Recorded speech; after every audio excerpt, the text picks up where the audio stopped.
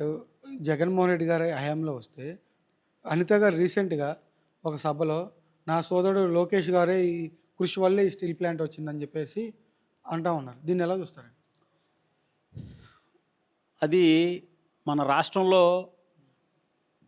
రాజకీయ నాయకులకు కానివ్వండి, ఇలా మీడియా మిత్రులకు కానివ్వండి, అప్పుడున్నవంటే అపోజిషన్లో ఉన్నటువంటి తెలుగుదేశం పార్టీ సభ్యులకు కానివ్వండి, వాళ్ళ పార్టీలో గెలిచిన ఎమ్మెల్యేలకు కానీ, అప్పుడు మంత్రులకు కానీ ఎవరికైనా సరే, అది వారు మనస్ఫూర్తిగా వాళ్ళ గుండెల మీద చేసుకొని ఇది ఎలా వచ్చింది అనేది తెలిస్తే వాళ్ళకి అప్పుడు మైండ్కి ఎలుగుతుంది అనమాట.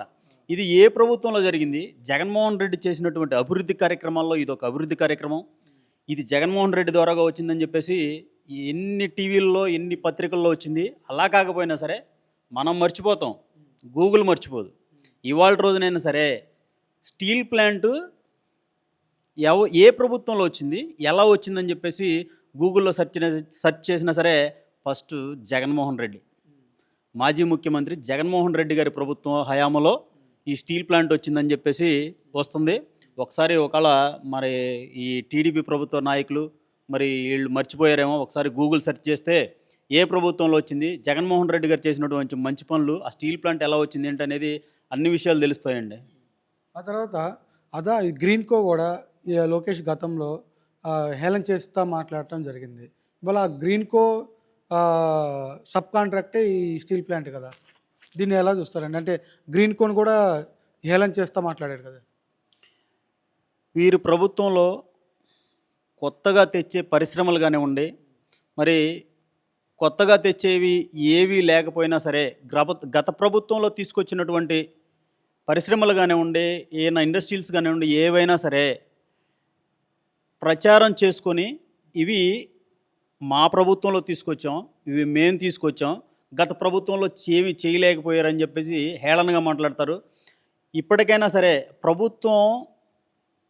ప్రజలు మీకు ప్రభుత్వం ఇచ్చి పట్టం కట్టారు, ముఖ్యమంత్రి పదవి పట్టం కట్టినప్పుడు మీరు ఎప్పటికి కూడా 2 సంవత్సరాల పైచిలుకైనా సరే గత ప్రభుత్వం అని చెప్పేసి మీరు గత ప్రభుత్వాన్ని అంటున్నారులే కానీ ఇప్పుడున్న ప్రభుత్వాన్ని మీరే పాలిస్తున్నారన్న సంగతి మర్చిపోతూ ఉన్నారు. ఇప్పుడున్న ప్రభుత్వం మీరే కదా, కాబట్టి ప్రభుత్వంలో పనులు ఏం చేయాలి? గత ప్రభుత్వం మీద బురద జల్లడం అనేది పక్కన పెట్టి ఈ ప్రభుత్వంలో మనం ఏం చేయాలి? రైతులకి ఏం చేయాలి?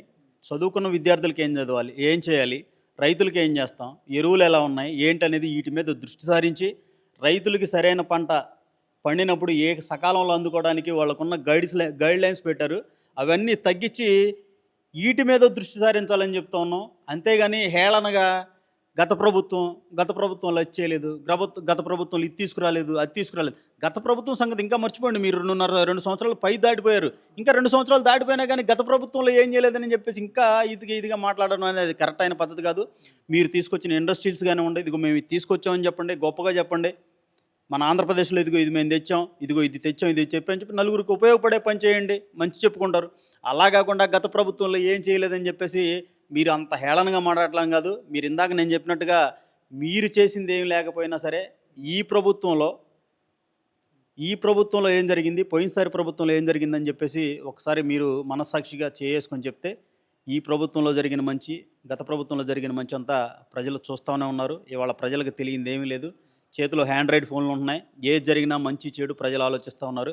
ఇప్పటికైనా సరే రాష్ట్ర ప్రభుత్వం ప్రజలపై దృష్టి సారించి ప్రజలు పడుతున్నటువంటి ఇబ్బందులు, రైతులు పడుతున్నటువంటి ఇబ్బందులు, విద్యార్థులు పడుతున్న ఇబ్బందులు ఇవన్నీ ఆలోచించి మరి రాష్ట్ర ప్రజలకు అందరికీ మంచి చేయాలని చెప్పేసి కోరుకుంటా ఉన్నాం.